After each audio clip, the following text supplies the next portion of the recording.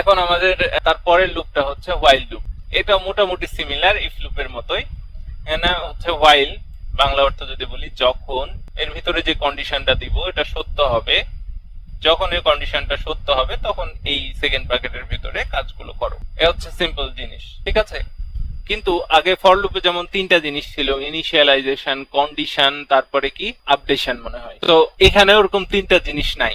এখানে ইনিশিয়ালাইজেশন বাইরে করতে হয়, আপডেশন লুপের ভিতরে করতে হয়। কিভাবে করতে হয়, আমরা আবার ওই যে ফার্স্টে ইনিশিয়ালাইজেশন কি করেছিলাম, int i is equal to 1, সেটা আমাদের লুপের বাইরে করে নিতে হবে। এখন কন্ডিশনটা যেটা আমরা ফর লুপে দিয়েছিলাম সেটা এখানে দিতে হবে। সেটা কন্ডিশনটা কি ছিল, i is less than equal to, আমরা 5 বার করি, বুঝতে পারলাম যে 5 এর জায়গায় 1000 বসাইলে এটা করতে পারবো, তাই না? আচ্ছা, তাহলে printf এই, তাহলে আমাদের ইনিশিয়ালাইজেশন হলো, আমরা বলে দিলাম i এর মান এত, এখানে বলে দিলাম i এর মান যতক্ষণ পর্যন্ত 5 এর সমান না হবে, 5 এর থেকে ছোট থাকবে, ততক্ষণ পর্যন্ত হ্যালো ওয়ার্ল্ড প্রিন্ট করতে থাকো। তো এভাবে যদি রান করি তাহলে তো i এর মান কোনোদিন বাড়বে না, তাই না? i এর মান সবসময় একই থেকে যাবে, এই লুপ এসে ঘুরতে থাকবে, তার মানে এটা ইনফিনিট লুপ হয়ে যাবে। এই জন্য আপডেশন দিতে হবে।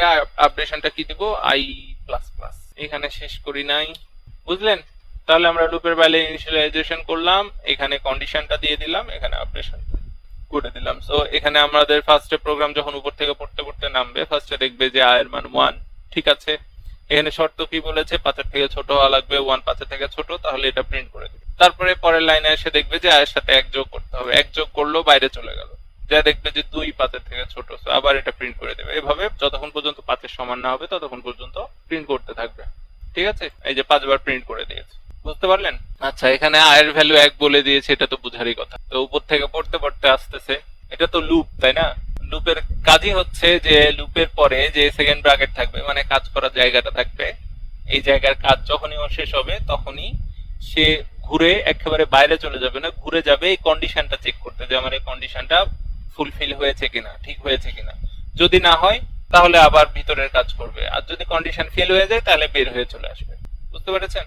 তাহলে এখানে i এর মান 1 আছে, এখানে চেক করলো যে i এর জায়গায় 1 বসাইলো, তাহলে 1 is less than 5, শর্ত ঠিক আছে, তখন এটা প্রিন্টএফ করে দিল। তারপরে এখানে যখন আসলো তখন i এর সাথে 1 যোগ হলো, i এর মান কত হয়ে গেল, 2, 2 ও 5 এর থেকে ছোট, তাহলে আবার ঠিক আছে শর্ত, তখন আবার এটা প্রিন্ট করে দিল।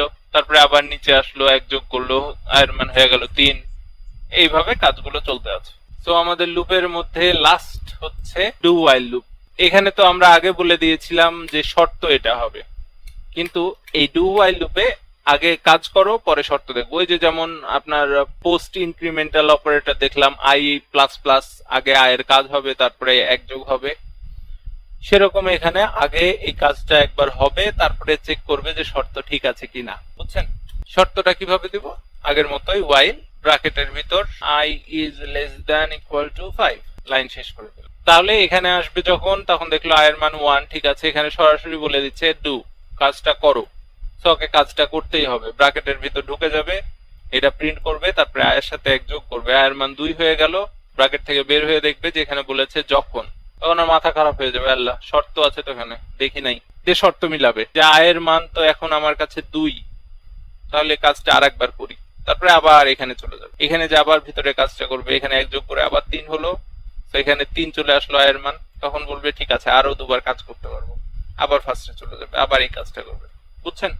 তো যখন আমাদের প্রোগ্রামে এরকম রিকোয়ারমেন্ট আসবে যে কমপক্ষে একবার এই কাজটা করতেই হবে, তারপরে যদি শর্ত ঠিক থাকে তাহলে আর একবার করো, আর যতবার ইচ্ছা করো, যদি শর্ত ঠিক না থাকে আর করো না, এটা একবার এট লাস্ট করাই লাগবে, তখন আমরা এরকম ডু হোয়াইল লুপ ইউজ করব, ঠিক আছে। এখন অ্যাডভান্স কিছু দেখতে চাচ্ছিলেন, সো সেই কোশ্চেনটার অ্যান্সার করি। ডু হোয়াইল লুপ এতটুকুই, বুঝতে পারছেন? আমরা এখন ফর লুপ দিয়ে একটা কাজ করি, আমরা একটা ইন্টিজার নিয়ে নিচ্ছি, ধরেন সবসময় নিচ্ছি, এবার একটু n নেই, প্রিন্ট ফাংশন রাখলাম, কভার করলাম, এটা শেষ করলাম, এর ভিতর আমরা কিছু একটা লিখি, নাম্বার, আমরা একটা নাম্বার এন্টার করতে বললাম। সো আমাদের এন্টার করার জন্য স্ক্যান ফাংশনকে ডাকতে হবে, তার ভিতর ডাবল ইনভার্টেড দিতে হবে, আমরা ইন্টিজার ভ্যালু নিয়ে কাজ করি, %d, টা স্টোর করব %n এর ভিতর, আরেকটা ইন্টিজার দরকার, এখন একটা ফর লুপ সমান 1 কিসের প্রোগ্রাম করছিলেন আপনারাও জানেন না, আমিও জানি না।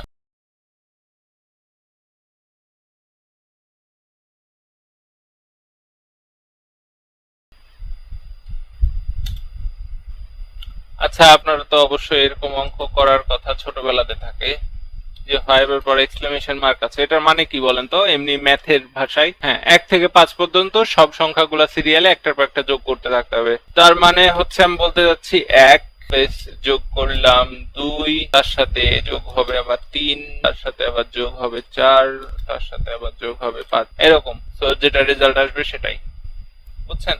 তো 1 থেকে 5 আমরা সহজে করে দিলাম। 5 4 9, 9 3 12 আর 3 15, ভালো কথা। এখন যদি 1 থেকে 100 পর্যন্ত সংখ্যাগুলো যোগফল নির্ণয় করো, এরকম তো 6 7 এমন অঙ্ক ছিল, সেটা আমরা এখন প্রোগ্রাম দিয়ে করতে চাচ্ছি সহজে। সেটা কিভাবে করব সেটার জন্য এই প্রোগ্রামটা। সো এখানে কি বলছি, ফার্স্টে তো মেইন প্রোগ্রাম নিলাম, সেকেন্ড ব্র্যাকেট মেইনের ভিতর চলে আসলাম, একটা ইন্টিজার নিলাম n, এগুলো না বুঝার কিছু নাই। তারপরে প্রিন্টএফ, আমি চাচ্ছি যে আপনি 1 থেকে কোন সংখ্যা পর্যন্ত সংখ্যার যোগফল চাচ্ছেন সেটা আমাকে দেন, ইনপুট দেন। সেটা দিতে বললাম, সেটা স্ক্যান করলাম, যেহেতু ইন্টিজার ভ্যালু যোগ করছি সেটা n এর ভিতর রাখলাম যেটা আমরা প্রি ডিফাইন করেছিলাম। আর একটা ইন্টিজার নিয়ে নিলাম সাম, সেটার ইনিশিয়াল ভ্যালু রাখলাম 0। এখন এখানে আমি বলছি যে ফর লুপে চলে এসেছি, ইনিশিয়ালাইজেশনে বলছি যে ইন্টিজার i এর মান 1, কারণ আমার যোগগুলো তো শুরু হচ্ছে 1 থেকে, তাই না? 1 থেকে 5 পর্যন্ত সংখ্যা যোগফল, 1 থেকে 100 পর্যন্ত সংখ্যা যোগফল। সো i এর মান 1 নিয়ে নিলাম। তারপরে বললাম যে i এর মানটা যতক্ষণ পর্যন্ত যে ইনপুট ভ্যালু দিয়েছে 5 হোক আর 100 হোক, যেটা দিয়েছে সেটা সমান না হবে ততক্ষণ পর্যন্ত i এর সাথে 1 করে যোগ করতে থাকো। কারণ 1 থেকে 2 এর পার্থক্য 1, 2 থেকে 3 এর পার্থক্য 1, 3 থেকে 4 এর পার্থক্য 1, তাই না? সবগুলোতে 1 করেই বাড়ছে, তো i এর সাথে 1 যোগ করতে থাকো। আর এখানে আমরা সামের মান দিলাম, যে সামের যে আগের বার মান থাকবে সেটার সাথে i এর যেটা মান যোগ করো। তার মানে আমাদের ফার্স্ট সংখ্যা হচ্ছে 1, এখানে আর সামের মান এখানে 0 দিয়ে দিয়েছি, তো 0 এর সাথে 1 যোগ করলে 1। একবার লুপটা ঘুরলো, আপনি ধরেন 1 থেকে 5 পর্যন্ত যোগ করতে দিয়েছেন, সো ঘুরে এসে এখানে তো i এর মান 2 করে দিয়েছে, তো এখানে হয়ে গেল i এর মান 2 is less than 5। তো এখানে আবার নিয়ে এসে আগের যে সামের মান 1 ছিল সেটার সাথে আবার এবারে 2 যোগ করলো, হয়ে গেল 3। আবার এইখানে i++ 2 এর মানকে 3 করে দিয়েছে, আবার এটা দেখলো 5 এর থেকে 3 ছোট, আবার আগে 3 এর সাথে এই 3 যোগ করে হয়ে গেল 6। বুঝতে পারছেন? এভাবে সিরিয়ালি যোগ করতে থাকবে। যোগ করে যখন দেখছে যে আমাদের ইউজার 5 ইনপুট দিয়েছিল, 5 পর্যন্ত হয়ে গেছে, যোগ করা হয়ে গেছে, তখন আর লুপের ভিতর ঢুকতে পারছে না, বের হয়ে যাচ্ছে। বের হওয়ার পর আমাকে একবারে অ্যান্সারটা বের করে দিচ্ছে যে সামেশন হচ্ছে 15। বুঝতে পারলেন? যদি বুঝতে পারেন তাহলে এখন আমাকে হেল্প করেন। আমি চাচ্ছি যে শুরু নাম্বারটা তো এখানে 1, আমি চাচ্ছি যে এটা আমরা ইনপুট নিব, আমরা 5 থেকে 50 পর্যন্ত সংখ্যা যোগফল করব, অথবা আমার কালকে সকালে ইচ্ছা হচ্ছে 50 থেকে 100 পর্যন্ত সংখ্যা যোগফল নির্ণয় করব। তার মানে i এর ভ্যালুটা আমরা 1 রাখবো না, i এর ভ্যালুটাও ইনপুট নিব। আচ্ছা, আমি দিলাম ফার্স্ট নাম্বার আর এখানে দিলাম সেকেন্ড নাম্বার। আচ্ছা, এখানে কি করব? তারপর এর জায়গায় i দিয়ে দিব। ঠিক আছে, i দিয়ে দিলাম, তাহলে হবে।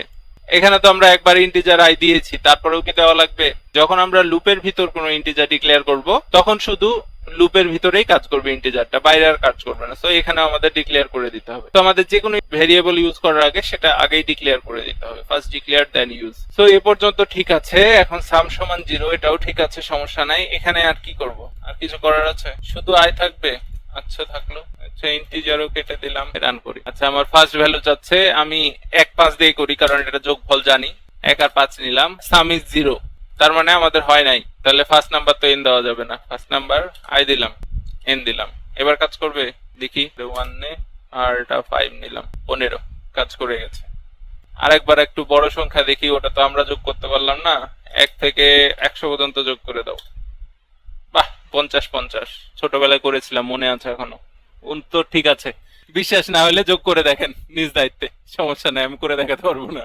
আচ্ছা, এখন ধরেন আমি প্রবলেমটা আরো কঠিন করে দিলাম। যেমন আমি চাচ্ছি যে প্রত্যেকবার যে যোগ করছে, 1 এর সাথে 2 যোগ করছে, তারপরে 3 হচ্ছে, ওই 3 এর সাথে আবার 2 যোগ, এরকম আমাকে প্রত্যেকটা লাইনই দেখাবে। আচ্ছা, এখন আমি যেটা প্রবলেম দিলাম সেটা সলিউশন দেন। আমি প্রবলেম কি দিয়েছিলাম, কত সাথে কত যোগ করে কত হচ্ছে সেটাও লিখতে হবে। আমি প্রত্যেকবার একবার করে যখন লুপ ঘুরছে তখনই একবার করে প্রিন্ট করাতে চাচ্ছি যে আমার কত সাথে কত যোগ হয়ে কত হচ্ছে, মানে 1 আর 2 যোগ করে 3 হচ্ছে এটা দেখাই দিবে। তারপরে 3 আর 3 যোগ হয়ে 6 হচ্ছে সেটা দেখাই দিবে। এভাবে প্রত্যেকটা লাইন দেখাইতে থাকবে। Plus percent d is equal to percent d I comma sum। প্রবলেমটা আমি সবার কাছে এক্সপ্লেন করি যে এখানে সাম সমান সাম প্লাস আই হয়ে গেছে, তার মানে সামের যে মানটা আগে ছিল সেটা কিন্তু এখন চেঞ্জ হয়ে আরো বড় হয়ে গেছে। তো এখানে আমি দুইবার সাম সাম যদি লিখি, দুইবার সামের জন্য একই মান আসছে, আমার কাজ হচ্ছে না, আমি কোনটার সাথে কোনটা যোগ করছি সেটা পাচ্ছি। তাহলে এটা কি করে করব? আচ্ছা দেখেন, আমার কিন্তু এই লাইনটার আগে সামের মানটা একরকম ছিল, এই লাইনটার পর সামের মান আর একরকম হয়ে গেছে, তাই না? তো আমি করছি কি, এই পার্সেন্ট ডিটা আমি পরে প্রিন্ট করব। এখানে পার্সেন্ট এন দরকার নাই, মানে স্ল্যাশ এন দরকার নাই, এখানে পার্সেন্ট ডি আমি কি কি যোগ করছি এটা আগে দেখাই নিলাম। ঠিক আছে, ফার্স্টে সাম আছে, সামের সাথে আমি আই যোগ করছি, এটা আমি আগে দেখাই নিলাম, তাহলে আমাকে দেখাই দিবে যে আমি কোনটার সাথে কোনটা যোগ করছি। ঠিক আছে, আর এই যোগফলটা আমি পরে দেখাই। এখন 0 আছে কিন্তু পরে 10 হয়ে যাবে। তো আচ্ছা, আমি রান করে দেখি, তারপরে চেষ্টা করব বোঝানোর। এই দেখেন এখানে কি হয়েছে, 0 plus 1 is equal to 1, 1 plus 2 is equal to 3, 3 plus 3 6, 6 plus 4 10, 10 plus 5 15। বুঝতে পারলেন? যা চাইছিলাম তাই হয়েছে। আমার ব্যাকগ্রাউন্ডে কোডে কি আছে সেটা আমার জরুরি না, আমাকে আউটপুট এটা প্রডিউস করতে হবে, আমি করে দিয়েছি জোড়া তালি মারেও। বুঝতে পারলেন? যেহেতু সাম আমার একটাই ভেরিয়েবল, সেটার মান এই লাইনটার পর চেঞ্জ হয়ে যাচ্ছে, সো আমার সামের আগের মানটা যেখানে দরকার সেখানে আমি এটুক প্রিন্ট করে নিলাম। আমি যদি ব্যাকস্ল্যাশ এন না দেই তাহলে তো আমার নতুন লাইনে যাচ্ছে না, সো পরেরটা পাশেই প্রিন্ট করে দিবে, এখানে করে দিলাম। এটা যদি আপনাদের কনসেপ্টটা পুরো ক্লিয়ার থাকতো তাহলে হয়তো একটু পারতেন। বুঝতে পেরেছেন? কত সহজ বিষয়, কিন্তু একটু পেঁচাই গেছে।